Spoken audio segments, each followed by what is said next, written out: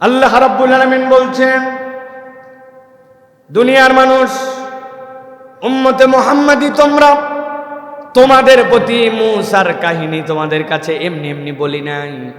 আল্লাহ তোমাদের দীক্ষা দেওয়ার জন্য বলছেন, ফামা আমানা লিমূসা ইল্লা যুররিয়াতুম মিন কওমিহি।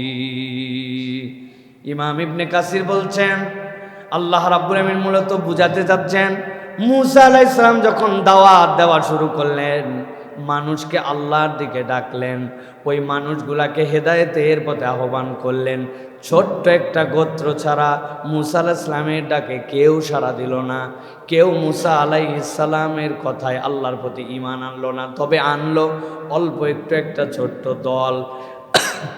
আল্লাহ রাব্বুল আমিন বলছেন, কেন তারা ঈমান আনলো না? অযৌক্তিক কারণে নয়, যৌক্তিক তাদের একটা কারণ ছিল। কি কারণ? আল্লাহ বলছেন, আলা খাউফিম মিন ফিরাউন ওয়া মালাইহিম। তাদেরকে যতই বলা হয় তোমরা ঈমান আনো, কিন্তু তারা ঈমান আনে না। কেননা তারা জানতো ফেরাউন এবং তার এমন একটা সেনাবাহিনী আছে, যদি কেউ শুনতে পারে একবার যে মূসা আলাইহিস সালামের পক্ষ অবলম্বন করেছে, আর এই লোকগুলি মূসা আলাইহিস সালামের পক্ষ অবলম্বন করার কারণে ফেরাউনের দল ত্যাগ করেছে, তাদের প্রতি এমন শাস্তি নেমে আসতো যেইটা কল্পনার মধ্যেও নিতে পারে না। আল্লাহ বলছেন, এই ফেরাউন এবং তার সেনাবাহিনীর ভয়ে ছোট্ট একটা দল ছাড়া মূসার দলে আর কেউ আসে নাই। আল্লাহ রাব্বুল আমিন বলছেন, আইয়াফতিনাহুম, তাদেরকে পরীক্ষার মধ্যে ফেলে দিবে। ফেরাউন তাদেরকে পরীক্ষায় ফেলবে, তার দলবল তাদেরকে পরীক্ষায় ফেলবে। তবে আল্লাহ বলতেছেন, আর তোমরা যা মনে করতেছো যে তোমাদের ঈমান আনলে এমন সমস্যা কোথায়, আল্লাহ নিজেই বলছেন, ওয়া ইন্না ফিরআউনা লাআলিন ফিল আরদি ওয়া ইন্নাহু লামিনাল মুসরিফিন। পুরা কোরআনে আল্লাহ কোথাও আর কারো ব্যাপারে এই কথা বলেন নাই। আল্লাহ ফিরআউনের ব্যাপারে নিজেই বলছেন, সে এমন অবাধ্যচারী, এমন অবাধ্য, আল্লাহর দুনিয়ায় সৃষ্টিকুলের মধ্যে ফিরআউনের মতো অবাধ্য আর কেউ হতে পারে না। আল্লাহ সাথে সাথে বলছেন, ওয়া ইন্নাহু লামিনাল মুসরিফিন। এই মানুষটা আল্লাহ রাব্বুল আলামিনের থেকে গাফেলি নয়, কেবল জুলুমবাজ। এই জুলুমবাজের ভয়ে ওই মূসা আলাইহিস সালামের কওমের লোকেরা ঈমান আনতে ভয় পায়, অল্প কয়েকজন ছাড়া ঈমান আনে নাই। আল্লাহ বলছেন, ওয়া ক্বালা মূসা ইয়া কওমি ইন কুনতুম আমানতুম বিল্লাহ। তবে মূসা এত ভয়, এত দাপট, এত উদ্ধত আচরণ, এত সৈন্যবাহিনী থাকার পরেও মূসা আলাইহিস সালাম কওমকে ডেকে বললেন, ও আমার কওম, আমি তোমাদেরকে বললাম, ইন কুনতুম আমানতুম বিল্লাহ, যদি সত্যি সত্যি আল্লাহর প্রতি তোমরা ঈমান এনে থাকো, আমি দায়িত্ব দিচ্ছি তোমাদেরকে, ফাআলাইহি তাওয়াক্কালু ইন কুনতুম মুসলিমিন। যদি আল্লাহর প্রতি ঈমান আনো, দুনিয়ার কোনো দিকে আর তোমার ভরসা করার দরকার নাই। তোমার তাহলে দায়িত্ব হচ্ছে তুমি ভরসা করবে আল্লাহতে। সুবহানাল্লাহ। সাহসের জায়গাটা কল্পনা করেন। আল্লাহ নিজে বলছেন, ফেরাউন হচ্ছে লাআল, এমন ধরনের অবাধ্য, দুনিয়ায় এরকম আর একজন অবাধ্য আসে নাই। মুসরিফিন, কাউকে হিসাব করে কোনো কিছু করে না, যা মন চাই তাই করতে পারে, এমন তার সৈন্যবাহিনী আছে। যেই সৈন্যবাহিনী ফাইট করা লাগে না, ওই সৈন্যবাহিনী যাকে ধরে এমনভাবে সাইজ করে, ওইটা দেখে ঈমান আনতে পারে না। কিন্তু মূসা আলাইহিস সালাম বলছেন, ও ঈমানদারেরা, ভয় পাওয়ার কোনো কারণ নাই। যদি প্রকৃত আল্লাহতে ঈমান আনো, তাহলে দায়িত্ব হচ্ছে আল্লাহর প্রতি ভরসা করো। যে আল্লাহর প্রতি ভরসা করে, দুনিয়ার কারো ক্ষতি করার তার সামর্থ্য নাই। আল্লাহ রাব্বুল আমিন বলছেন, ফাকালু আলাল্লাহি তাওয়াক্কালনা। যেই কয়জন ঈমান আনছে, সাথে সাথে আসমানের দিকে মুখ তুলে বলল, আমরা ভরসা করলাম আল্লাহ। আল্লাহ রাব্বুল আমিন বলছেন, রব্বানা লা তাজআলনা ফিতনাতাল লিল কওমিজ জালিমিন। সাথে সাথে তারা এও বলল আল্লাহর কাছে, ও আল্লাহ, আমরা বড় অসহায়, আমরা বড় দুর্বল। রব্বানা লা তাজআলনা, আপনি আমাদেরকে বানাবেন না পরীক্ষার বস্তু। কাদের জন্য? দুনিয়ার বুকে যারা ফিতনা করে, ওই ফিতনাবাজদের পরীক্ষার মধ্যে মেহেরবানি করে আপনি আমাকে ফেলবেন না। আমি জানি ওই ফিতনার মধ্যে পড়লে আমি টিকে থাকতে পারবো না, অতএব ফিতনা থেকে রক্ষা করবেন আপনি, আমার ভরসার প্রতি ইস্তেকামত দিবেন আপনি। সুবহানাল্লাহ। প্রত্যেক ইমানদারের, মা বোন সহ প্রত্যেক পিতা, প্রত্যেক ভাই, প্রত্যেক সন্তানের দায়িত্ব এই দোয়াটা মুখস্থ করে ফেলা। রব্বুল আলামিন শিখাচ্ছেন, রব্বানা লা তাজআলনা ফিতনাতাল লিল কওমিজ জালিমিন। আল্লাহ যেই কম জালিম করে, যেই কম জালেম, রব্বুল আমিন তাদের পরীক্ষার মধ্যে আপনি আমাকে ফেলবেন না। এমন এমন পরিস্থিতির মধ্যে মানুষ চলে আসে, যেই পরিস্থিতিতে মানুষ ঈমান টিকায় রাখতে পারে না, ওই ফিতনা থেকে বান্দা নিজেকে হেফাজত করতে পারে না। অতএব আল্লাহর কাছে দোয়া করবে, আল্লাহ আপনি আমাকে পরীক্ষার বস্তু বানাবেন না, জালেমদের ফিতনার মধ্যে আমাকে ফেলবেন না। জিজ্ঞাসা করতে চাই, এই দোয়াটা শিখাইছেন কে? এই দোয়াটা কবুল করবেন কে? তাহলে যিনি শিখালেন নিশ্চয়ই তিনি বান্দাকে জেনে বুঝে জানালেন। যদি বান্দা দোয়া করার মতো করতে পারে, কবুল করতে রব্বুল আলামিন দেরি করবেন না। সুবহানাল্লাহ। তাহলে এই আয়াত আমাদেরকে দুইটা শিক্ষা দিল, ভালো করে খেয়াল করেন। পরিবেশ আপনার প্রতিকূল, অবস্থা আপনার জন্য বিরূপ, আপনার আশপাশটুকু আপনার সাথে সামঞ্জস্যশীল নয়, কিন্তু বান্দা যদি এই অবস্থায় দুইটা জিনিসের উপরে যদি ঈমান আনতে পারে, তাহলে বান্দার যাবতীয় সমস্যার সমাধান হবে। 1 নম্বর, ভরসা করতে হবে করার মতো আল্লাহর প্রতি, আর 2 নম্বর, আল্লাহর কাছে দোয়া করতে হবে। এই জন্য বলা হয় আর দোয়া সিলাহুল মুমিন। মুমিনের হাতে যদি একটা তলোয়ার থাকে, মুমিনের হাতে যদি একটা লাঠি থাকে, কোনো একটা সাপ আসছে, একটা কুকুর ঘেউ ঘেউ করে ডিস্টার্ব করতে আসছে, আপনার কাছে দস্তুর মতো লম্বা একটা ছাতা আছে, ছাতাটা বাঁশ দিয়া ধাম ধাম করে 2টা লাগাই দিয়েছেন, এটা আপনার সিলাহ, এইটা আপনার আত্মরক্ষার কবচ। আল্লাহ বলছেন, বান্দা তুমি তো ইনস্টল করছো তোমার ইমানের ভিতরে যে রব্বুল আলামিন ছাড়া আমার কোনো ভরসার জায়গা নাই। আর ওই ইনস্টল করার পরে ওই অ্যাপসটা ব্যবহার করবে কেমনে? এখন অ্যাপসটা ব্যবহার করবে আল্লাহর কাছে দোয়া দিয়ে। আপনার অ্যাপস ইনস্টল আছে, দোয়া হচ্ছে আপনার ব্যবহার বিধি। যেই বান্দার কাছে এই 2টা নিয়ামত আছে, আল্লাহ বলছেন ওই লোক বিছনায় কায়ত হয়ে শুয়ে থাকতে পারে, ওরে আরেকজন ধরে নিয়ে ডান থেকে বামে ফিরাই দেওয়া লাগতে পারে, কিন্তু দুনিয়ার বাহ্যিক শারীরিক অবকাঠামোতে সেই ব্যক্তি দুর্বল, কিন্তু আল্লাহর প্রতি ভরসা আর আল্লাহর কাছে দোয়া, এই যোগ্যতার কারণে আল্লাহর আসমানের নিচে জমিনের উপরে তার থেকে শক্তিশালী প্রকৃত কেউ নাই। সুবহানাল্লাহ। শক্তি দেখানোর জায়গা কোনটা? শক্তি দেখানোর জায়গা হচ্ছে শয়তানের বিপক্ষে আপনার ফাইট করা। ইন্নাশ শাইতানা লাকুম আদুউম মুবিন। আপনি কল্পনা করেছেন আমার একজন রব আছে, যার রব আছে তার সব আছে। বলেন কি বলছি? ওই যে সুন্দরবন এলাকায় এক লোকের বাড়ি ছিল, ওই লোক এক গরু পুষত, এক লোকের পুকুর ছিল, পুকুরটা ছেঁচে চিন্তা করছে এবার যে বন্যা গেছে প্রচুর মাছ ঢুকছে, ছেঁচে ফেলেছে। ছেঁচে ফেলার পরে উপর দিয়ে অনেক দল হয়েছে, পানা উঠছে, গরু সারা গরু সব জায়গায় খায়। আল্লাহর কাজ, ওই জায়গায় গেছে যে 1টা 2টা করে পানা খাইতে খাইতে পুকুরের মাছ পর্যন্ত চলে গেছে। কিন্তু পুকুরের পানি না থাকলে কি হবে?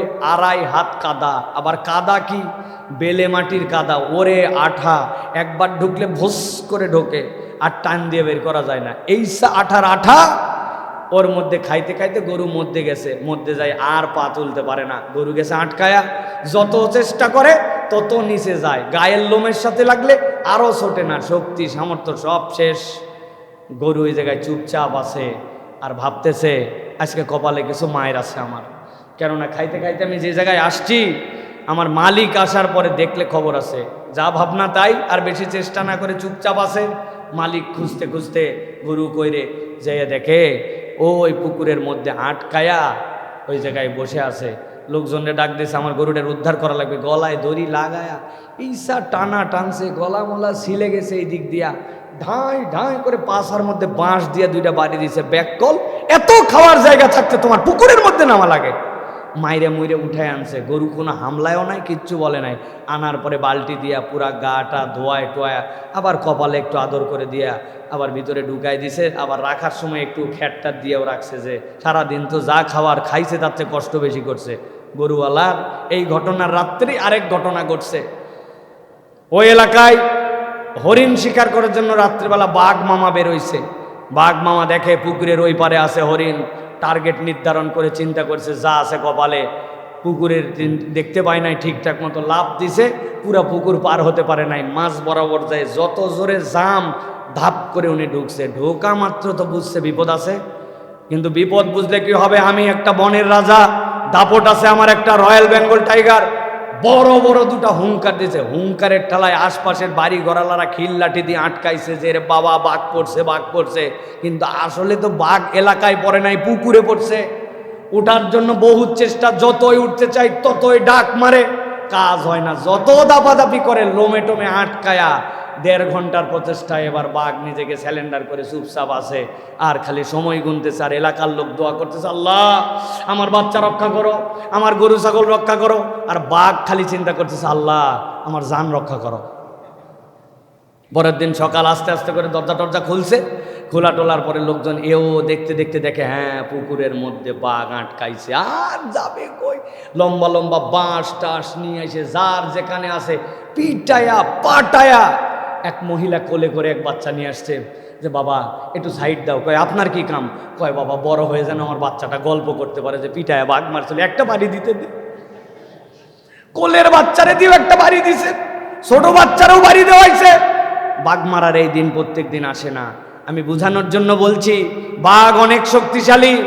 পুকুরে আটকাইছিল, গরুর তার কোনো শক্তি ছিল না, কিন্তু গরুর একজন রব ছিল, একজন মালিক ছিল, ওই জন্য হালকা মায়ের খাওয়ার পরেও আদর করে তুলে নিয়ে আসছে।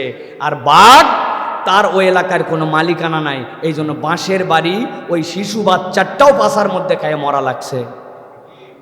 আপনি আমি যদি মনে করি অভিভাবক শূন্য, রব শূন্য, আপনার ব্যালেন্স থাকতে পারে অনেক, আপনার দাপট থাকতে পারে অনেক, শারীরিক শক্তি থাকতে পারে অনেক, আপনার আসলে কিচ্ছু নাই, কেননা আপনার অভিভাবক নাই। আর ইমানদার ফিল করে তার কিচ্ছু নাই, কিন্তু আমার আছে আল্লাহ, যার আছে আল্লাহ তার আছে সব, ঠিক কিনা? এই জন্য আমরা রব শূন্য নয়, আমরা আল্লাহ রাব্বুল আলামিন শূন্য নয়। আপনাকে ফিল করতে হবে কার পর্যন্ত আছে। এই পরিমাপক যন্ত্রের নাম হচ্ছে তাওয়াক্কুল। আল্লাহর প্রতি যার তাওয়াক্কুল যত, তার ঈমান আল্লাহর প্রতি তত। আল্লাহ সূরা মায়েদার মধ্যে বলতেছেন, ওয়া আলাল্লাহি ফাতাওয়াক্কালু ইন কুনতুম মুমিনিন।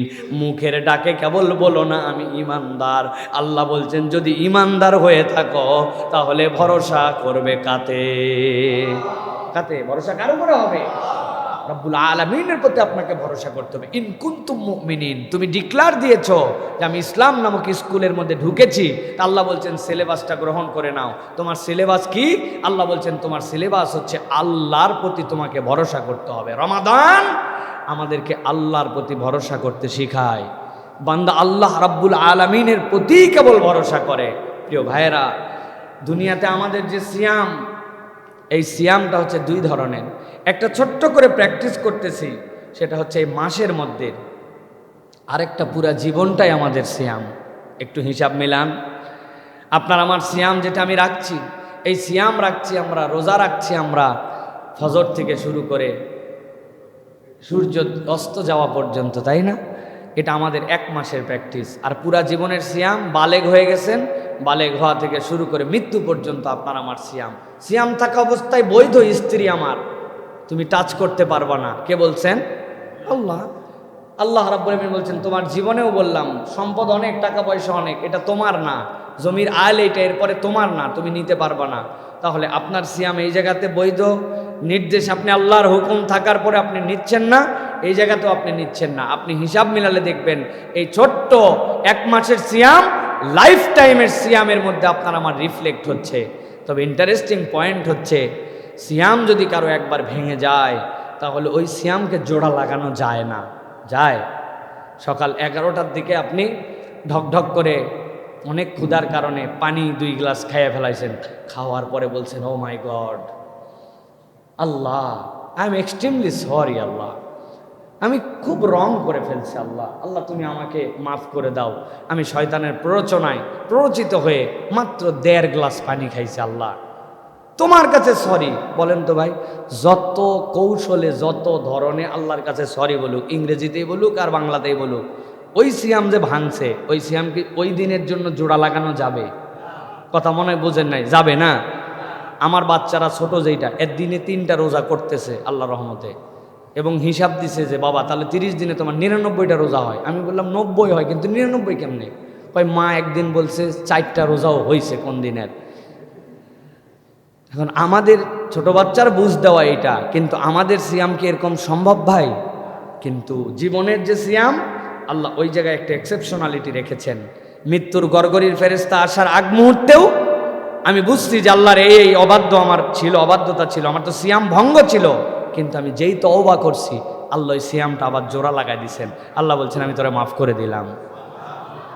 এই প্র্যাকটিসটা ছোট থেকে বড় পর্যন্ত রব্বুল আলামিন পার করেন। এটা কে আল্লাহর প্রতি এই কাজটা করতে পারে? যেই ব্যক্তি আল্লাহর প্রতি ভরসা করে সেই কেবল এই কাজটা করতে পারে। আল্লাহর পর কি ভরসা করে? ভরসা করে আমার ভালো মন্দ তিনিই করতে পারেন, হিসাব করে জাহান্নামে তিনিই দিতে পারেন, জাহান্নাম থেকে তিনিই আমাকে বাঁচাতে পারেন, তিনিই আমাকে সৃষ্টি করেছেন। এই বিশ্বাসের বোধের জায়গাটা জাগ্রত করে সিয়াম। সিয়াম ছাড়া এইটা কেউ জাগ্রত করতে পারে না। অতএব বান্দা যদি তাওয়াক্কুল করতে চায়, তাহলে সিয়ামের সময় থেকে আল্লাহর প্রতি আপনার তাওয়াক্কুলটা নিতে হবে, ঠিক কিনা ভাই? আল্লাহ রাব্বুল আলামিন কর্মবাচক শব্দ, এই হিসাবে কোরআনুল কারীমের মধ্যে সিফাতি এই গুণ আল্লাহ রাব্বুল আলামিন 5 জায়গাতে আল্লাহ ব্যবহার করেছেন। অদ্ভুতভাবে আল্লাহ রাব্বুল আলামিন তাওয়াক্কুল শব্দটার ডাইমেনশন এনেছেন। আল্লাহ সূরা নিসার 132 নম্বর আয়াতে বলছেন, ওয়ালিল্লাহি মা ফিস সামাওয়াতি ওয়া মা ফিল আরদ ওয়া কাফা বিল্লাহি ওয়াকিলা। ওই যে আসমান উপর দিকে তাকায় দেখো বান্দা, তাকায় দেখো, আমি তো আসমান কেবল তাকায় দেখি বলি স্কাই ইজ ব্লু, কিন্তু কল্পনাও করি নাই আসমানটা কি। আমি যা দেখতেছি এইগুলা মেঘমালার কিছু উপর পর্যন্ত, প্রথম আসমান যে কত দূর পর্যন্ত বিজ্ঞানীরা এখনো বের করতে পারে নাই। আল্লাহর এরকম 7টা আসমান আছে।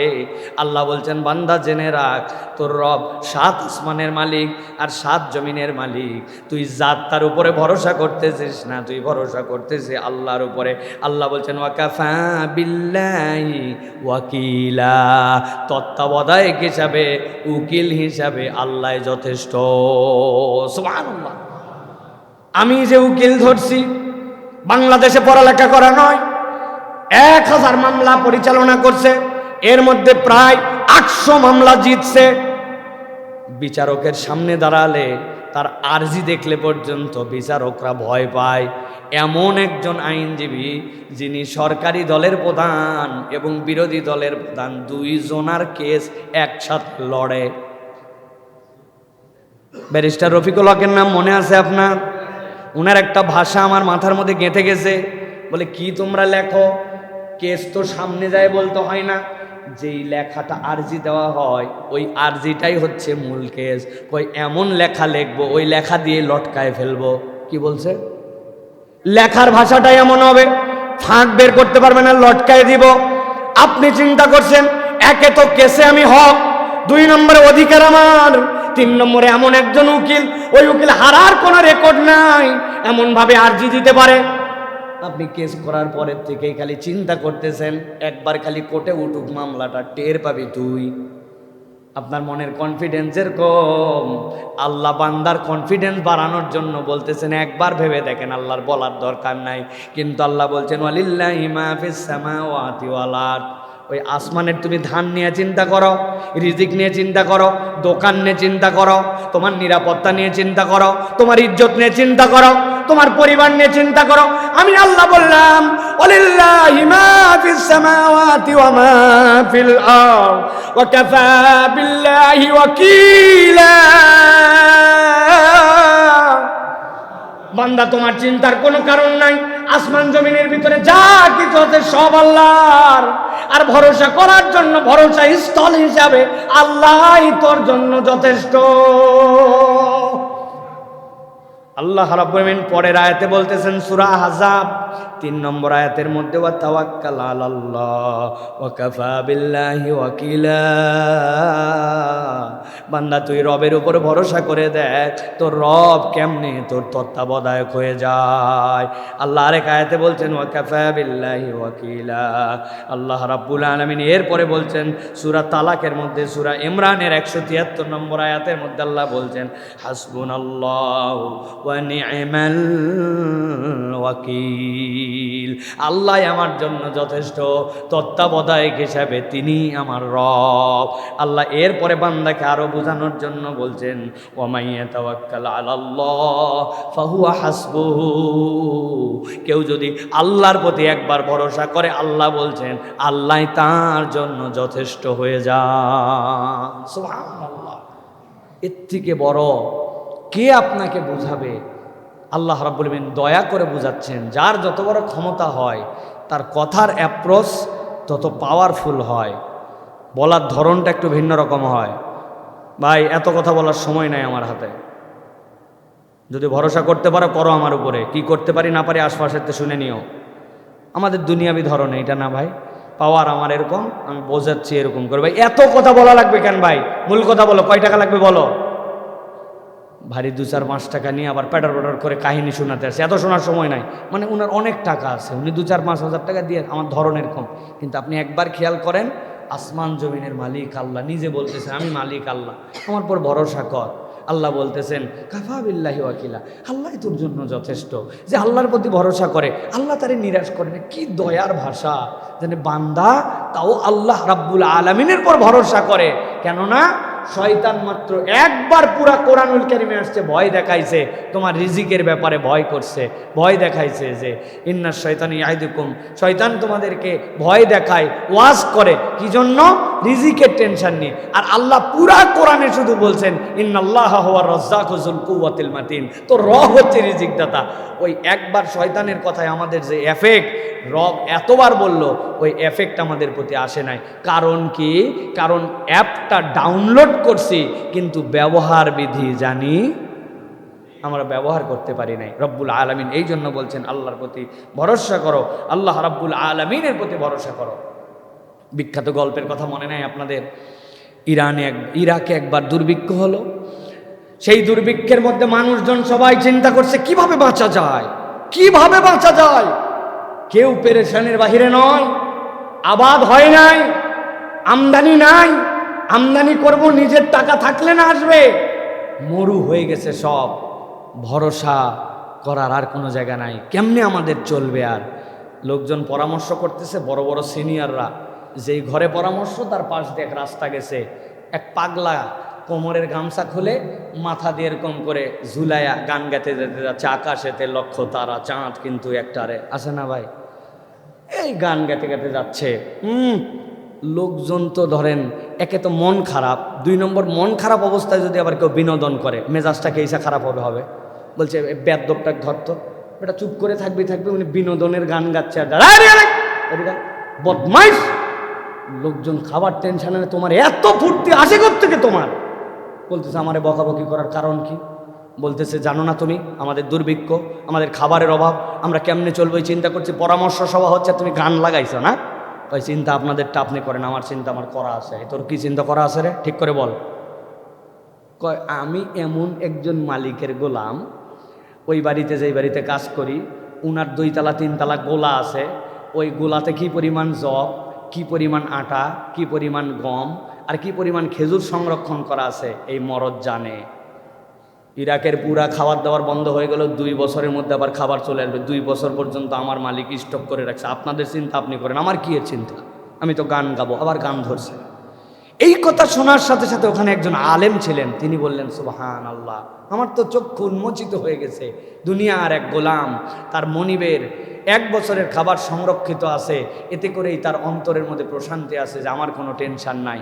আর সকল মনিবের মনিব আল্লাহ, যার কাছে সব খাদ্য সংকট। আমরা কিসের প্ল্যান করতেছি? চাও তার কাছে। যদি কেউ একবার ভাবতে পারে আমার মনিব আল্লাহ, যার ভান্ডারের কোনো শেষ নাই, এই বিশ্বাস দিলে ঢুকলে ওই লোকের থেকে শক্তিশালী মানুষ আল্লাহর দুনিয়ায় নাই। কিন্তু আমি ওই তাওয়াক্কুলটা শুধু করতে পারি না প্রিয় ভাইরা। এই জন্য আল্লাহ রাব্বুল আমিন আপনাকে আমাকে তাওয়াক্কুল শেখাচ্ছেন। নবী করিম সাল্লাল্লাহু আলাইহি ওয়াসাল্লামের একজন বিখ্যাত সাহাবী ছিলেন আসমা বিনতু উমাইস। আসমা বিনতু উমাইস যখন ঈমান আনলেন, ঈমান আনার পরে এই আসমা বিনতু উমাইসের সাথে বিয়ে হলো জাফর ইবনে আবু তালেব। জাফর ইবনে আবু তালেবের সাথে যখন আসমা বিনতু উমাইসের বিয়ে হলো, বিয়ে হওয়ার পরে অত্যাচার বেড়ে গেল। মক্কার লোকেরা নানানভাবে কষ্ট দিতে শুরু করলো। নবী করিম সাল্লাল্লাহু আলাইহি সাল্লাম হযরত জাফর রাদিয়াল্লাহু তাআলা আনহুকে নির্দেশ দিলেন, জাফর তুমি এখানে থেকো না, তুমি হাবাসায় হিজরত করে চলে যাও। আসমা বিনতু উমাইস বললেন, আমাদের দুঃখ, আমরা ঈমান আনলাম মুহাম্মদ সাল্লাল্লাহু আলাইহি ওয়াসাল্লামের প্রতি, তার পাশে থাকব, কিন্তু আমরা কেমনে এই বিরহটা সহ্য করব? রাসূলুল্লাহ সাল্লাল্লাহু আলাইহি ওয়াসাল্লামকে দেখলে আমাদের পেটের ক্ষুধা চলে যায়, যত কষ্ট পায় নবীর মুখ একবার দেখলে দুনিয়ার সব ভুলে যায়। যত আমাদের হতাশা থাক, আল্লাহ রসুলের মুখ থেকে একটা বাক্য শুনলে আমাদের অন্তরগুলা সূর্যের থেকে বেশি আলোকিত হয়ে যায়। আমরা ঈমান আনলাম, আবার হাবাসায় চলে যাব। এত দুঃখ আসমা বিনতু উমাইসের। কিন্তু তিনি বলতেছেন, হাজার দুঃখের পরে একটা প্রশান্তি খুঁজতাম। কি প্রশান্তি? হযরতে জাফর ইবনে আবু তালেব দেখতে হুবহু কপি অফ মুহাম্মদুর রাসূলুল্লাহ সাল্লাল্লাহু আলাইহি ওয়াসাল্লাম ছিলেন। বলে আমি যখন আমার স্বামীর দিকে তাকাতাম, আমি মুহাম্মদ সাল্লাল্লাহু আলাইহি ওয়াসাল্লামের একটা নমুনা দেখতে পাইতাম। সুবহানাল্লাহ। যখন হেঁটে যেতেন জাফর ইবনে আবু তালেব, অনেকে ভুল করে জাফর ইবনে আবু তালেবকে ইয়া মুহাম্মদ বলে ডাক দিয়ে ফেলতো। উনি ঘুরছেন, ও জাফর।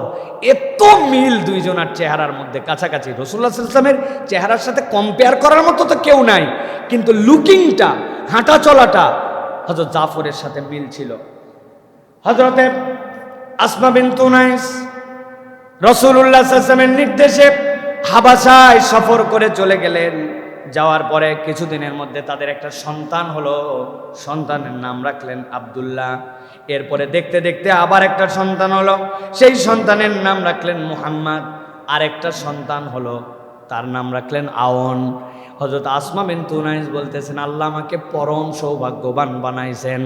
আমার স্বামী দেখতে যেরকম, মুহাম্মাদুর রাসূলুল্লাহ সাল্লাল্লাহু আলাইহি সাল্লামের মতো দেহ কাটিংটা, আমার আব্দুল্লাহর মুহাম্মদ নামের যেই দুই সন্তান, এরাও দেখতে আমার নবীর মতো হয়েছিল। নবীজি সাল্লাল্লাহু আলাইহি সাল্লাম হিজরত করে মদিনায় চলে গেলেন। যাওয়ার পরে খবর পাঠায় দিলেন, ও আসমা বিনতু উমাইস আর জাফর, আর হাবাসায় থাকতে হবে না, মদিনায় চলে আসো। খুশিতে আনন্দে হিল্লোলে হযরতে জাফর রাদিয়াল্লাহু তাআলা রওনা হয়ে গেলেন মদিনার দিকে। হযরতে জাফর রাদিয়াল্লাহু তাআলা যখন মদিনায় পৌঁছালেন, আল্লাহ নবী সাল্লাল্লাহু আলাইহি ওয়াসাল্লামের কাছে খবর দেওয়া হলো, ইয়া রাসূলুল্লাহ, আব্দুল্লাহ, মুহাম্মদ, আওন আর জাফর তার পরিবার নিয়ে মদিনার দিকে চলে আসছে। আল্লাহ নবী এত খুশি হলেন, লাফ দিয়ে দাঁড়ায় যায়া দৌড়ায় দৌড়ায় তাদেরকে রিসিভ করার জন্য যাচ্ছেন। সাহাবায়ে কেরাম বলতেছে, আল্লাহ নবী যখন হযরতে জাফরের কাছে আলিঙ্গন করার জন্য যাচ্ছিলেন, তার গায়ের চাদর সরতে সরতে মাটি দিয়ে ছেঁচড়ায় যাচ্ছিল। নবীজি খেয়াল করতে পারেন নাই, তার আনন্দটাই এত বেশি ছিল। হযরতে জাফরকে বুকের সাথে জড়ায় ধরলেন। ঠিক ওই দিনেই খাইবার বিজয়ের খবর আসছে মদিনায়। মদিনায় আনন্দের হিল্লোল। আল্লাহ নবী বললেন, আমার আনন্দ কোনটাতে বেশি আমি বলতে পারবো না, খাইবারের বিজয় নাকি জাফরের আগমন। সুবহানাল্লাহ। হযরতে জাফর রাদিয়াল্লাহু তাআলা আনহু মদিনায় অবস্থান করছেন। এমন সময় মুতার যুদ্ধের জন্য ঘোষণা চলে আসলো। মুতার প্রান্তরে কারা কারা যাবে, আল্লাহ নবী সাল্লাল্লাহু আলাইহি ওয়াসাল্লাম তালিকা করতে শুরু করলেন। তালিকা করার সময় আল্লাহ নবী সাল্লাল্লাহু আলাইহি ওয়াসাল্লাম হযরতে জাফরের নাম দিয়ে দিলেন 1 নম্বর। বললেন জাফর 1 নম্বর কেবল নয়, আমার আরো 2 জন সেনাপতি লাগবে। হযরত জাফর রাদিয়াল্লাহু তাআলার নাম যখন সিলেক্ট হয়ে গেল, এরপরে যখন আরো 2 জন সেনাপতির নাম আসলো, মানুষের স্বাভাবিকভাবে যুদ্ধবিদ্যা যারা জানে তারা বুঝলো এই যুদ্ধটা সহজ যুদ্ধ হবে না। কেননা এক যুদ্ধে পরপর 3 জন সেনাপতি নবী সিলেক্ট করে দেন নাই। তার মানে এই যুদ্ধে সেনাপতি প্রথম 2 জন তারা আল্লাহর জন্য শহীদ হয়ে যেতে পারেন। হযরত জাফর রাদিয়াল্লাহু তাআলা রওনা হলেন। ইসলামের ইতিহাস, যে ইতিহাস জাফর রাদিয়াল্লাহু তাআলা রচনা করেছেন, কিয়ামত পর্যন্ত নতুন করে ইতিহাস লেখা কঠিন। হযরত জাফর রাদিয়াল্লাহু তাআলা ইসলামের পতাকা, হযরত জাফর যখন যুদ্ধ করছিলেন, বিপক্ষের মানুষেরা তার যখন আক্রমণ করেছে, তিনি আক্রমণ প্রতিহত করতে যে তার ডান হাতটা হারায় ফেলেছিলেন। ওই জাফর রাদিয়াল্লাহু তাআলা এরপরে বাম হাতে ইসলামের ঝান্ডা ধরেছিলেন। তারা যখন জাফর রাদিয়াল্লাহু তাআলাকে আক্রমণ করে বাম হাত ফেলে দিয়েছে, বাকি যে 2 পা ছিল, 2 পা দিয়ে বুকের সাথে জড়ায় ধরে ইসলামের পতাকাকে উজ্জ্বল করে রেখেছিলেন। কিন্তু যখন তারা তাকে আক্রমণ করে কোমরের নিচ থেকে শরীরকে আলাদা করে দিল, জাফর রাদিয়াল্লাহু তাআলার জান তখনও বের হয় নাই। তিনি তখন দাঁত দিয়ে কামড়ায় ধরে কাত হয়ে ইসলামের পতাকাটা মাটিতে ফেলতে দেন নাই, তারপরে উড্ডীন করে রেখেছেন। হযরত জাফর রাদিয়াল্লাহু তাআলা শাহাদাতের খবর নবীজি সাল্লাল্লাহু আলাইহি ওয়াসাল্লামের কাছে চলে আসলো। নবীজি সাল্লাল্লাহু আলাইহি ওয়াসাল্লাম পাগলের মতো দৌড়ায়া হযরত আসমা বিনতে উনাইসের বাড়িতে চলে গেলেন। যাওয়ার পরে ডাক দিলেন, ইয়া মুহাম্মদ, ইয়া আব্দুল্লাহ, আন। সবগুলা দৌড়ে আসছে। আল্লাহর নবী কোনো কথা বলেন না, কিন্তু চোখ দিয়ে নবীজির পানি পড়ে।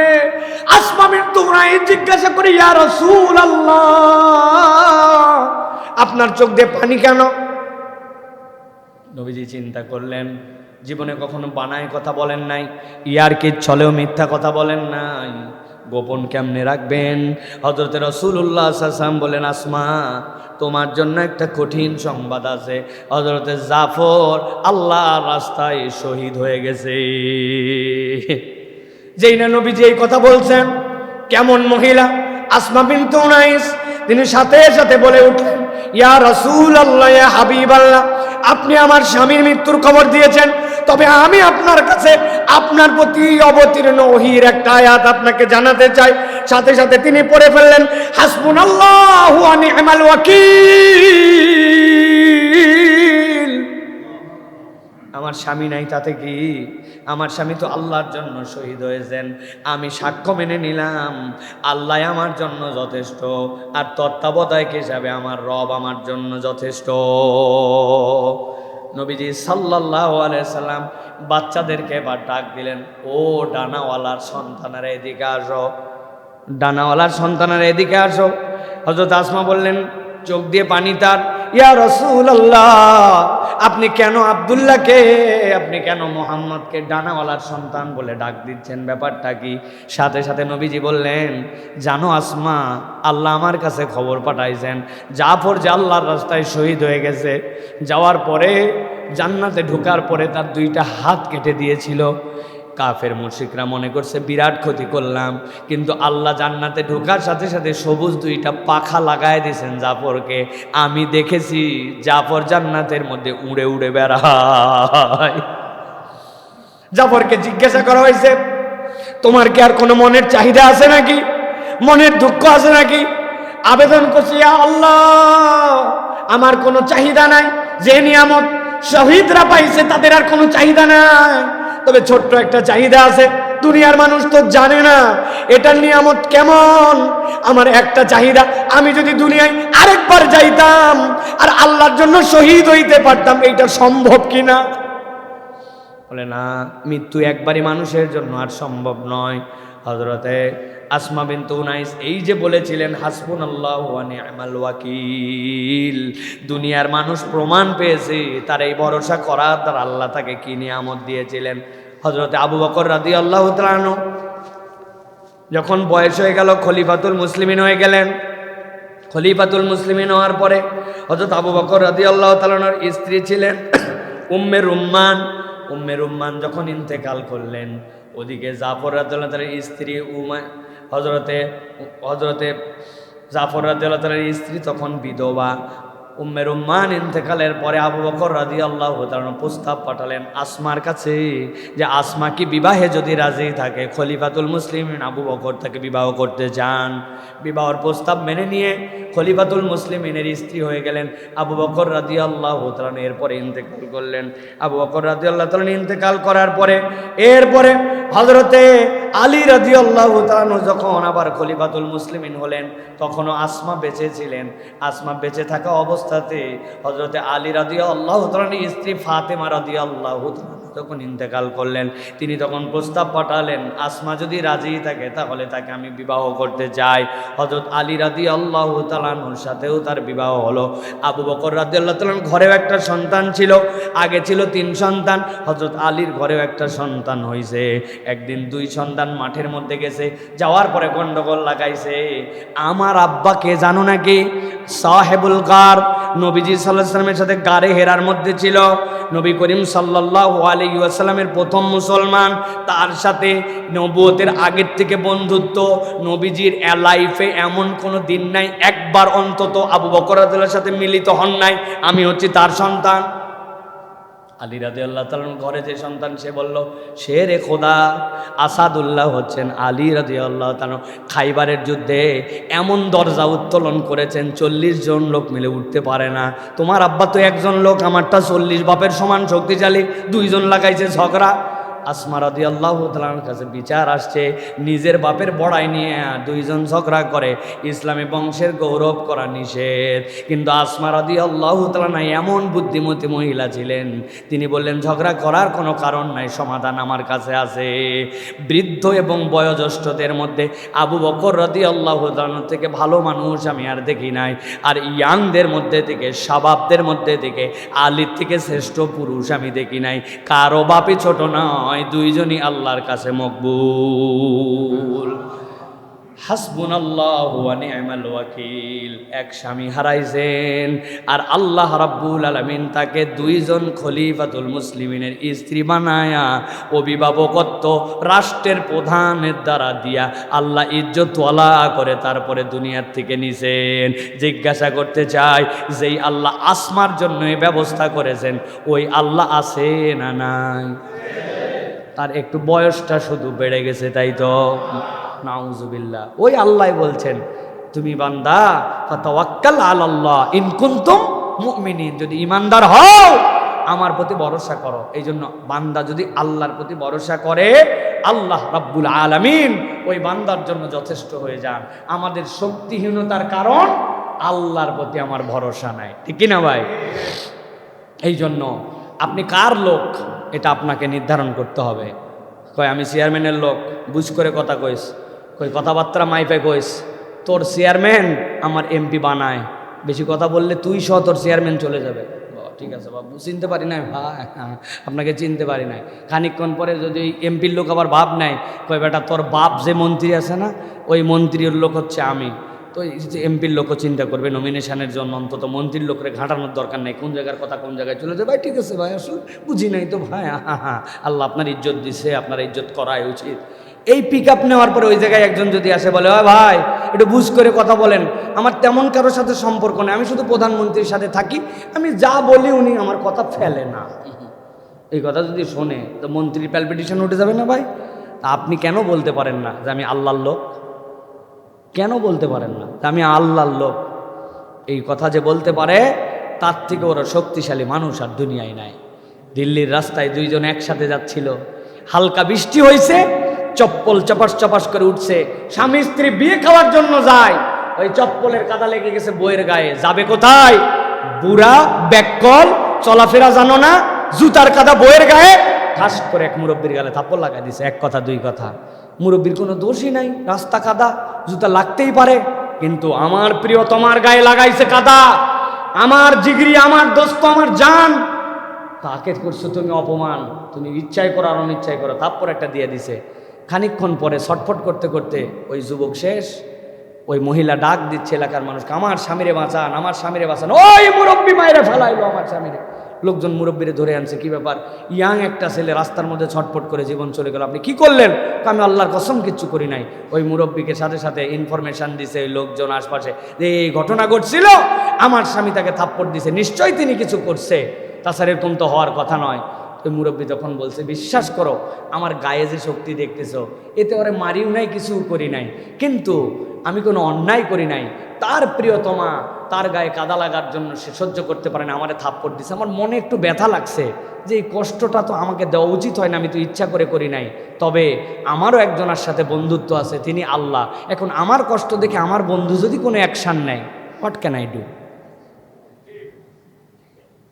আমার বন্ধু আল্লাহ, তিনি যদি কোনো অ্যাকশান নিয়ে থাকে এটা তার ব্যাপার, আমি কিছু করি নাই। অতএব মেপে যোগে চলতে হবে, বুঝতে হবে সম্পর্কটা দুনিয়ার যে আমাদের মুআমেলাতে থাকবে সকলের সাথে, কিন্তু একটা ভ্যালুয়েবল সম্পর্ক ক্রিয়েট করতে হবে আল্লাহর সাথে। সিয়াম ছাড়া এই সুযোগ আপনাকে দুনিয়ায় আর কেউ দেয় না। আমি আল্লাহর জন্যই না খেয়ে থাকি, আমি আল্লাহর জন্যই ভয় করি, আমি আল্লাহ রাব্বুল আলামিনের জন্যই ইবাদত করি, আমি আল্লাহর জন্যই কেবল নিবেদিত হয়েছে। as-sawmu li wa ana ajzi bi, সব ইবাদতের রিওয়ার্ড দিবেন বলেছেন, আর এই ইবাদতের রিওয়ার্ড স্বয়ং আল্লাহ বলেছেন। এই সুযোগ বান্দার জীবনে আর নাই। অতএব কেউ যদি আল্লাহর প্রতি তাওয়াক্কুল করে আল্লাহকে আপন বানাতে চায়, এই রমাদানের বাকি 18 দিন কাজে লাগান। প্রিয় ভাইয়েরা, শয়তান আমাদেরকে গাফেল করে। মানুষ যেভাবে গাফলতি করে, এটা যদি আমরা বিশ্লেষণ করি, 3 ভাবে মানুষ গাফেল হয়। কবির মনোযোগে খেয়াল করেন। যারা যারা ঘুমায় গেছেন তারা তারা হাত তোলেন। কেউ ঘুমান নাই, পেছনে একজন খালি ঘুমাইছে। ভালো করে খেয়াল করেন, মানুষকে শয়তান কিভাবে প্ররোচিত করে আর কিভাবে মানুষ বাঁচবে একটা গাইডলাইন আল্লাহ দিয়েছেন। কখনো কখনো শয়তান অজ্ঞতা দিয়ে প্ররোচিত করে। আপনার জ্ঞানই নাই, আপনি প্ররোচিত হয়ে গেছেন। মাস্তানি একটা ফতুয়া মেরে দিয়েছে, উমুকের পিছে তারাবি হবে না, 15 বছর বয়স হয়েছে তারপরেও তারাবি হবে না। কত বড় মুফতি সাহেব আছেন এরকম। এটা অজ্ঞতা দিয়ে তাকে প্ররোচিত করে ফেলছে। 2 নম্বরে কখনো কখনো স্মৃতির উপরে আবরণ ফেলে দেয়। আমার মনে হয়েছে আসরের নামাজ পড়ে ফেলছে, অথচ এশার পরে মনে হয়েছে ওই দিন আসর পড়ি নাই। স্মৃতির প্রতি আবরণ ফেলে দিয়ে আমাদেরকে ভুলায় দেয় শয়তান, অনেক সময় হয় কিনা। 3 নম্বরে কখনো কখনো মানুষকে শয়তান তার নফসের অনুসারী বানায় দেয়। ওই ব্যক্তির ইলাহ তখন আল্লাহ নয়, ওই ব্যক্তির ইলাহ তখন অন্তর হয়ে যায়। আমার কথা নয়, আল্লাহ রাব্বুল আলামিন বলছেন, আফারাআইতা মান ইত্তাখাযা ইলাহাহু হাওয়া ওয়া আদাল্লাহু আল্লাহু আলা ইলমিন ওয়া খাতামা আলা সামইহি وقلبه وجعل على بصره غشاوة فمن يهديه من بعد الله أفلا تذكرون। আল্লাহ বলছেন, তুমি কি দেখো নাই এমন কতকগুলা মানুষ আছে, মিথ্যুক নাম্বার 1, উপরে উপরে বলে আমার মালিক আল্লাহ, কিন্তু কাজে কর্মে আচরণে ওর অন্তর হচ্ছে তার ইলাহ। অন্তর কি? রোজা রাখছে আল্লাহর জন্য, কিন্তু ঈদের দিনে বেহায়া হয়ে ঘুরে বেড়ায়। ওই বেপর্দা হয়ে যে ঘুরলো, তার যুক্তি হচ্ছে 5,000 টাকার কাপড়, এইটা যদি বোরখার নিচে থাকে তাহলে কেমনে হয় অন্তর। আল্লাহ বললেন মুখবর্তী, তুমি দাড়িটা ছেড়ে দাও, পুরুষ হিসাবে তোমারে আমি এই নিয়ামত দান করছি। আর উনি বুঝাইছে এখনো বয়স হয় নাই, মুখে দাড়ি রাখলে আনস্মার্ট লাগে। এটা কে বুঝাইছে আপনাকে? বলেন না, কে বুঝাইছে? শয়তান না, আপনার অন্তর শয়তান বুঝাইছে। এটা আপনার ইলাহত্ব থেকে এখানে আপনাকে বের করে নিয়ে আসে। আল্লাহ বলছেন, ওয়াদাল্লাহুল্লাহু আলা ইলমিন, আল্লাহ তারে গাফেল বানায় দেন। ও খতামা আলা সামঈ, কান আছে কিন্তু আল্লাহর কথা ঢোকে না। ও কলবিহি, আল্লাহ তার অন্তর আর কানের উপরে আবরণ ফেলে দেন। আপনি এরকম অনেক লোক খুঁজে পাবেন, 1000 দিনের কথা বলেন, দিন শেষে তার দিলে দিনের কথা ঢোকে না। আছে না? কথা বলেন, আছে না? আবার বলছেন আছে, বলেন না আমরা শিখাইছেন আপনাদেরকে, এটা আমাদেরকে বলতে হবে। আমরা কিসের আছে? আছে। আল্লাহ রাব্বুল আলামিন বলছেন, ওয়া জাআলা আলা বাসারিহি গিশাওয়া, বাপরে চোখ দিয়ে দেখতে পায়, নিখুঁত ড্রাইভিং করতে পারে, সুয়ের ভিতরে খালি চোখে ঢুকায় দিতে পারে সুতা, কিন্তু আল্লাহ বলছেন ওয়াবাসারা আলা গিশাওয়াতিন, তার চোখের মধ্যে আমি রব্বুল আলামিন ওয়াবাসারিহি গিশাওয়া, আমি চোখের মধ্যে আবরণ দিয়ে দিয়েছি। তার মানে এই দেখা সেই দেখা নয়, আপনার এমন একটা দৃষ্টিভঙ্গি আছে যেইটা দিয়ে আপনি ইসলামের সৌন্দর্য দেখতে পান, ঠিক কি না? আন্দোলন করে ধর্ষণের বিচার করতে হবে, প্রকাশ্যে বিচার করতে হবে, ফাঁসি দিতে হবে, ফাঁসি চাই, ফাঁসি দিতে হবে। তুমি কে আমি কে, আসিয়া আসিয়া, তাই না? আহা, গতকালকে থেকে আমি কি পরিমাণ কান্নাকাটি করছি, কি পরিমাণ অন্তরের মধ্যে ব্যথা এই বাচ্চাটার জন্য। আমার মেয়েরা আমাকে জিজ্ঞাসা করছে, বাবা তুমি কাঁদতেছো কেন? আমি আমার মেয়েদেরকে উত্তর দিতে পারি নাই। বলেন তো, আমার একটা মেয়ের বয়স 11 বছর, একটার বয়স 6 বছর, আরেকটার বয়স 4 বছর। এরে এই কেস কেমনে বুঝাবো আমি উত্তর দিতে পারি নাই। দুনিয়ার সব মানুষের চোখের পানি যদি এক করেন, তারপরেও এই বাচ্চাটার যে ব্যথা, এই ব্যথাকে আপনি এক ফোঁটার সমান মিলাতে পারবেন না। সে মরে যায় নাই, সে বেঁচে গেছে, আমাদেরকে মেরে দিয়ে গেছে, আমাদের সবাইকে মেরে দিয়ে গেছে। প্রিয় ভাইয়েরা, সবাই বিচার চায়, কিন্তু আল্লাহর বিচারের সৌন্দর্যের কথা বললে আমরা দেখতে পাই এক শ্রেণীর চোখের উপরে সেই জায়গায় আসে দেখা যায় ওয়া জাআলা বাসারিহি গিশাওয়া, না ওইটা আর ভালো লাগে না। আল্লাহ বললেন তুমি বলো দৃষ্টান্তমূলক বিচার। তোমার দৃষ্টান্ত আর কি দৃষ্টান্ত? দৃষ্টান্ত তো আমি আল্লাহ দেখাই দিছি। এমন জায়গায় মারবে কোমর পর্যন্ত পুঁতে, পাথর নিক্ষেপ করে, হুট করে ফাঁসি দিলাম রাত 12টায় 1 মিনিটে, এ তো আরামের মৃত্যু। এত আরামের মৃত্যু তার হতে পারে না। এটার নাম দৃষ্টান্ত, এটা আল্লাহর দেওয়া পদ্ধতি। আপনি বলতেছেন ধর্ষকের ফাঁসি চাই, দ্রুত সময়ে বিচার চাই, তাকে প্রকাশ্যে ফাঁসি দিতে হবে না। আপনি আল্লাহ রাব্বুল আমিনের বিচার বোঝেন নাই, এই কথা বললেই তখন আবার বন্ধু বেজার, তখন উনি আর এটা নিতে পারে না। তার মানে আল্লাহর বিচারে সে সন্তুষ্ট নয়। আমরা বলতে চাই আল্লাহর হস্তে অন্য কোন ক্ষেত্রে ইসলামের বিধান আপনার পছন্দ হোক বা না হোক, নারী নির্যাতন, যেটা নারীকে সবচেয়ে বড় সম্মান দিয়েছে ইসলাম, ইসলামের থেকে বেশি সম্মান নারীকে কেউ দিতে পারে নাই। ও বোন, ও নারীবাদী, ও ফেমিনিস্ট, আমি আপনাদের পায়ে হাত দিয়ে বলতেছি, ইসলাম স্টাডি করে দেখেন। পৃথিবীতে 200 বছর আগে নারীর উত্তরাধিকার ছিল না, শিশুদেরকে হত্যা করা হতো। ভারত সহ পুরা পৃথিবীতে নারী ভ্রূণ হত্যা করা হয়, এমনকি আইন করতে বাধ্য হয়েছে আলট্রাসোনোগ্রাম করার সময় জেন্ডার বলে দেওয়া যাবে না, কিন্তু এর দ্বারা নারী হত্যা বন্ধ হয় নাই। আর ইসলাম এই নারীকে এমন মর্যাদার আসনে বসাইছে যেটার কল্পনা নাই, যেটার তুলনা নাই। ওই মর্যাদারই একটা দিক, কোন নারী যদি অন্যায় হয়, কোন নারীর প্রতি যদি নির্যাতন হয়, কোন রেপ হয়, কোন ব্যভিচার হয়, তার জন্য ব্যভিচারী এবং ব্যভিচারিণীর যে শাস্তি নির্ধারণ করা হয়েছে, এটা নারীর সম্মান। আপনি যদি এইটা প্রতিষ্ঠিত করতে না পারেন, আপনি যত ডায়লগ দেন, প্রকৃতার্থে নারীর মর্যাদা দিতে পারবেন না। প্রিয় ভাইয়েরা, ইসলাম নারীকে পোশাক দিয়ে সম্মানিত করেছে, এটা নারীর প্রোটেকশন। ইসলাম নারীর জন্য বিধান দিয়েছে নারীর প্রোটেকশন। ইসলাম নারীকে তত্ত্বাবধায়ক শূন্য করে নাই। হয় বাপের কাছে, বাপ মরে গেছে ভাইয়ের কাছে, ভাই নাই রাষ্ট্রের কাছে, বিবাহ হয়েছে স্বামীর কাছে, স্বামী মারা গেছে সন্তানের কাছে, সন্তান নাই স্বামী মারা গেছে, তখন আবার রাষ্ট্রের কাছে। তত্ত্বাবধায়কহীন 1 সেকেন্ডের জন্য রাখে নাই। 3 দিনের অতিরিক্ত পথ যদি সে দৌড়ায় যায়, কোনো দিকে দৌড়াদৌড়ি সফর করতে হয়, তাহলে পুরুষের দায়িত্ব তার মহরেমশিপের দায়িত্ব নেওয়া, তাকে নিরাপত্তা নিয়ে যাবে, সে প্রেসিডেন্টের মতো গার্ড নিয়ে সবসময় চলবে। ইসলাম এই মর্যাদা তাকে দিল। আমরা যেই বলি শরীয়ত আইনটা বাস্তবায়ন করা হোক, তখন বন্ধু বেজার আছে না একদল, তখন নারীবাদী হয়ে যায়। আসলে নারীবাদী না, এটা নেড়িবাদী। কিবাদী? 30,000 ফিলিস্তিনি নারীকে হত্যা করে ফেলা হলো, শিশুদেরকে হত্যা করে ফেলা হলো, ফিলিস্তিনের ওই মা বোনদেরকে বেইজ্জত করা হলো, খাদ্য না দিয়ে মারা হলো, ঘাসের পাতা খাইলো। তোমরা যারা নারীবাদী নারীবাদী করে, তখন তোমরা কোথায় ছিলে? ফিলিস্তিনের নারী তুমি দেখতে পাও না, আর এই জায়গায় শাহবাগে তুমি নারীবাদী মারাও। তুমি নারীবাদী না, তুমি নারীবাদী, ঠিক কি না? তুমি ধান্দাবাজ। এই জন্য আমরা বলবো আমার এই বোনের বিচার দ্রুত সময়ের মধ্যে কার্যকর করতে হবে। দোহাই লাগে একটা ইসলামী কোর্ট দিয়ে বিচার করেন, একটা করেন অন্তত, আমার বোন আসিয়ার বিচারটা করেন, দেখেন বাংলাদেশে কি পরিমাণ পরিবর্তন হয়। একটা বিচার করেন।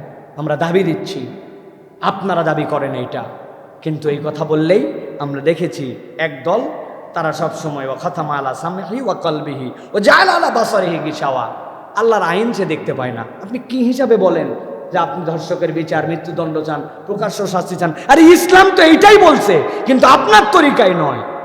আপনি কেন এরকম এটা বোঝেন না? এই জন্য বলবো আমার মা বোনদের সম্মান, আমার বাচ্চার নিরাপত্তা, আমার সমাজের এই শৃঙ্খলা ফেরানোর জন্য ইসলামী শরিয়ার এই আইনের ইমপ্লিমেন্টেশনের কোনো ব্যতিক্রম নাই। আপনার আশ্রয়স্থল হচ্ছে ইসলাম, এটাই চূড়ান্ত কথা।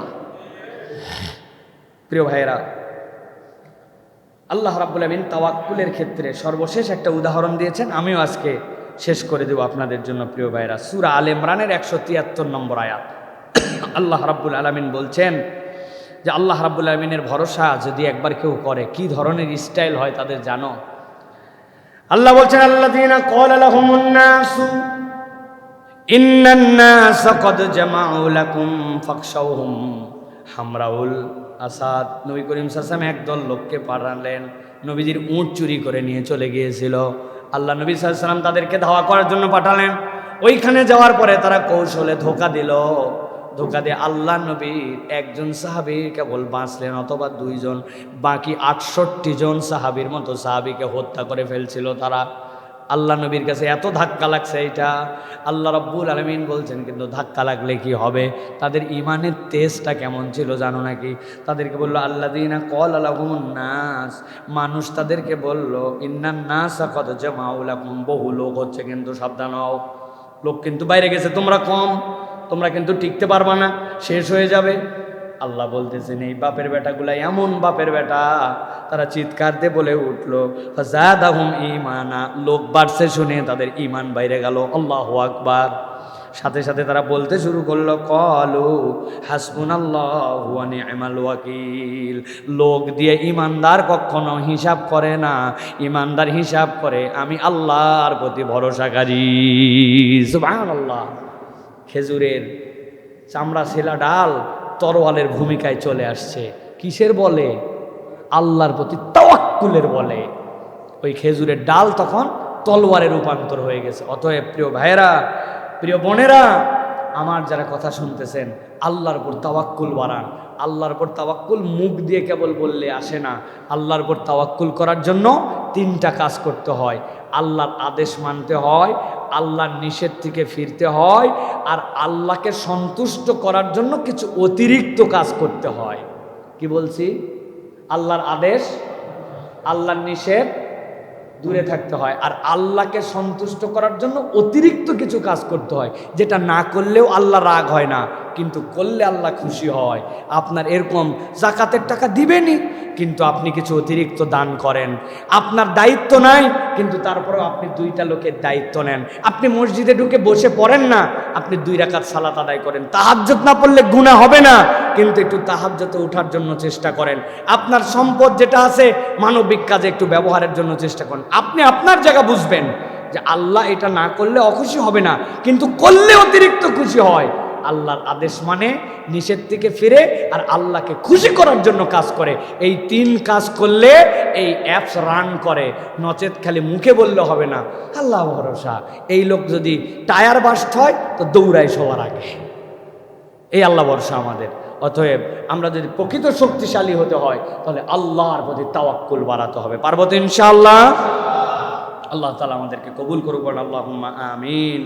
আল্লাহ আমাদেরকে বোঝার তৌফিক দান করুক, আল্লাহুম্মা আমিন।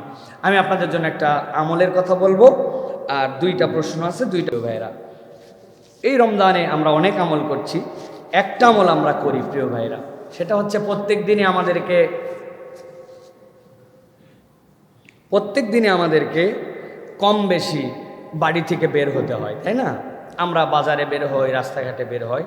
রাসূলুল্লাহ সাল্লাল্লাহু আলাইহি ওয়াসাল্লামের 2টা আমল ছিল বাড়ি থেকে কোথাও বের হওয়ার সময়। এর একটা আমল ছিল, হাদিসের মধ্যে আসছে, ফাসল্লি রাকাতাইনি ইয়ামনাআনাকা মাখরাজিস সু। কেউ যদি বাড়ি থেকে বের হওয়ার সময় 2 রাকাত সালাত আদায় করে বের হতে পারে, যত অনিষ্ট আছে সেখান থেকে আল্লাহ তাকে বের করে দিবেন। সব দিন পারি না, কিন্তু অনেক সময় সুযোগ হয় রে ভাই, যে আজকে বের হচ্ছি, এই রমজানে আমরা নিয়ত করব যে বাড়ির থেকে বাজারে যাই, কাজে যাই, একটু অজু করে নিয়ে 2 রাকাত সালাত ছোট্ট ছোট্ট 2টা সূরা দিয়ে পড়বেন। ইন্না আতাইনা কুল হুয়াল্লাহ দিয়ে পড়বেন, সূরা ইখলাস দিয়ে পড়বেন, সূরা ফালাক নাস দিয়ে পড়বেন, পরে 2 রাকাত নামাজ পড়ছি। কেন? আমার নবী বলছেন যে আমার যাবতীয় ক্ষতি থেকে আল্লাহ আমাকে হেফাজত করবেন, এটা হচ্ছে আমার জন্য একটা আমল। ইন্নাস সালাতা তানহা আনিল ফাহশাই ওয়াল মুনকার। অনেক মুফাসসিররা ব্যাখ্যা করেছেন নবীর এই হাদিস হচ্ছে তার মুয়াফিক। যখন বান্দা 2 রাকাত সালাত করে বাড়ির থেকে বের হয়, আল্লাহ তার অনিষ্ট থেকে তাকে হেফাজত করেন। আর 2 নম্বর, যখনই বাড়ি থেকে আমরা বের হব, রাসূলুল্লাহ সাল্লাল্লাহু আলাইহি ওয়াসাল্লাম দোয়া শিখিয়েছেন, বিসমিল্লাহ তাওয়াক্কালতু আলাল্লাহ লা হাওলা ওয়ালা কুওয়াতা ইল্লা বিল্লাহ। এই বান্দা যতক্ষণ বাহিরে থাকে, একটা ফেরেশতা এই দোয়া পড়ার সাথে সাথে বলতে শুরু করে, তুমি হেদায়েত পেয়ে গিয়েছো এবং সব ধরনের বিপদ আপদ থেকে তোমাকে রক্ষা করার দায়িত্ব দেওয়া হয়েছে। সুবহানাল্লাহ। ফেরেশতা বলে কি বলতে হবে? বিসমিল্লাহি তাওয়াক্কালতু আলাল্লাহ লা হাওলা ওয়ালা কুওয়াতা ইল্লা বিল্লাহ। মনে থাকবে তাহলে? আমরা কিছু আমল বাড়াই ভাই আমাদের জীবনে। আমল ছাড়া জিন্দেগি বনে না, আমল ছাড়া মানুষের জিন্দেগি ওই গড্ডালিকা প্রবাহের মতো চলে না। নামাজ আদায় করলেন আর শর্ট করে উঠে চলে গেলেন, যেন না ভাই, একটু বাদা সলাতের আজকারগুলা পড়ে ওঠেন। 30 সেকেন্ড বা 40 সেকেন্ড হয়তো বেশি লাগবে, কিন্তু আপনি 2-1টা আমল আপনার জীবনে কন্টিনিউ করে নেন, দেখবেন ইনশাআল্লাহ আল্লাহ আমাদের প্রতি ভিন্ন রকম নিয়ামত দান করবেন। তাহলে বাড়ি থেকে বের হওয়ার সময় 2টা আমল, পারলে 2 রাকাত সালাত আদায় করব, আর এই দোয়াটুকু পরে আমরা বের হব। যখন কোনো বান্দা বলে বিসমিল্লাহি তাওয়াক্কালতু আলাল্লাহ লা হাওলা ওয়ালা কুওয়াতা ইল্লা বিল্লাহ, হাদিসের মধ্যে আসছে আল্লাহ শয়তান থেকে ওই বান্দাকে আলাদা করে দেন। শয়তান ওই বান্দার কাছে আর আসতে পারে না। আমরা ঝামাঝাম দৌড়ায় বের হয়ে যাচ্ছি, দৌড়ায় ঢুকে যাচ্ছি, এই প্র্যাকটিস নাই। বাচ্চা কাচ্চাকে শিখাবো, নিজেরাই আমল করব, পারবো ইনশাআল্লাহ। প্রিয় ভাইরা, আর একটা প্রশ্ন আসছে আমার কাছে যাকাত সংক্রান্ত, যে শায়েখ আমার 4টি প্রশ্ন আছে, যাকাত অগ্রিম দিতে পারবো কিনা, আমার ভাই হতদরিদ্র, আমার ভাইকে যাকাত দিতে পারবো কিনা, আমি বাবার দেখভাল করি কিন্তু বাবাও খুব অসহায়, সেক্ষেত্রে বাবাকেও সেখান থেকে কিছু আমি দিতে পারবো কিনা, না বলে যাকাত দিতে পারবো কিনা, কেননা অনেককে যাকাত বলে দিলে তারা সংকোচ এবং লজ্জাবোধ করে, আমার বউয়ের টাকা নাই কিন্তু তার স্বর্ণালঙ্কার আছে, তাহলে এই যাকাত কিভাবে সে আদায় করবে। আরেকটা প্রশ্ন, যাকাতের টাকায় শাড়ি কাপড় দেওয়া যাবে কিনা। প্রিয় ভাইরা, অনেকগুলি প্রশ্ন।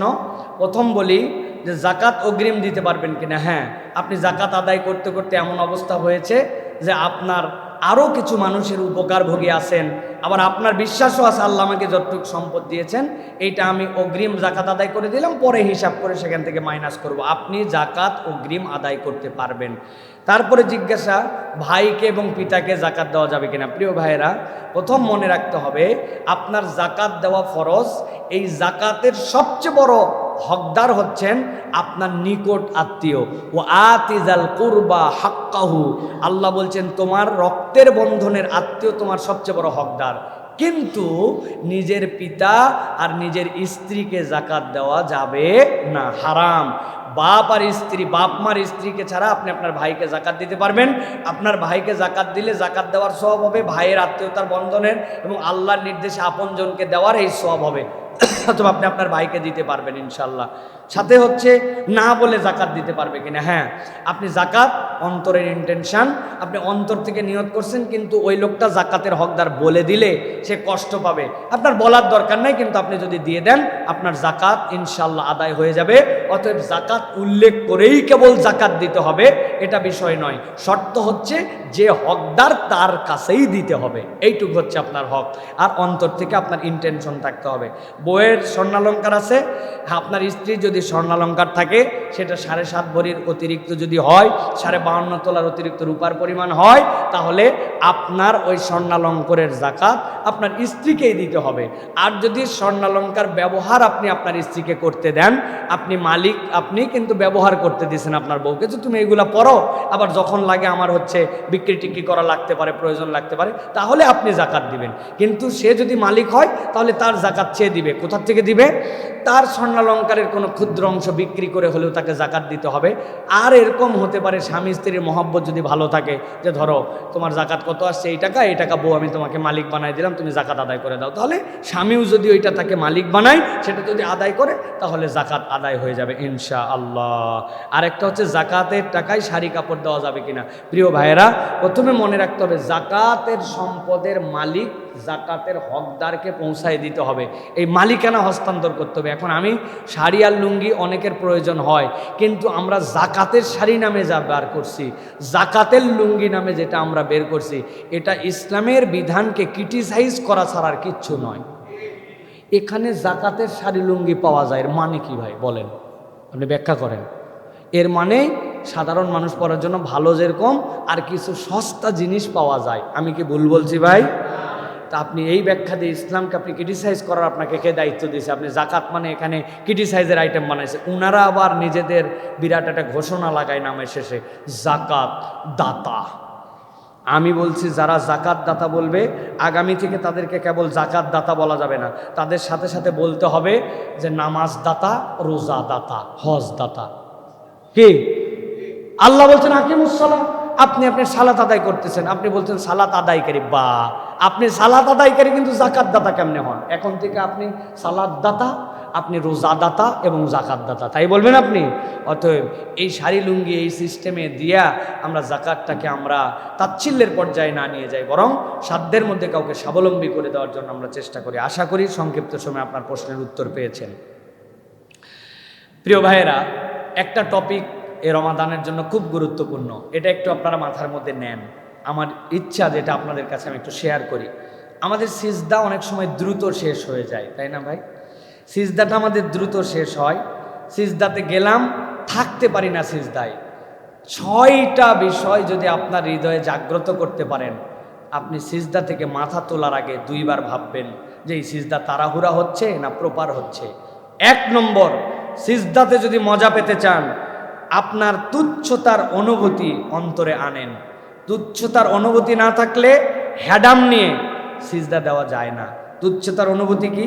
আমি কার সামনে মাথা নত করেছি, আমার রব কত বড়, আসলে আমি কত ক্ষুদ্র, এই তুচ্ছতার অনুভূতি নিয়ে আপনি সিজদায় যাবেন। 2 নম্বর, নৈকট্যের অনুভূতি। আমি যখন সিজদায় যাই, আল্লাহর এর থেকে কাছে যাওয়ার আর কোনো পদ্ধতি আল্লাহর দুনিয়ায় নাই।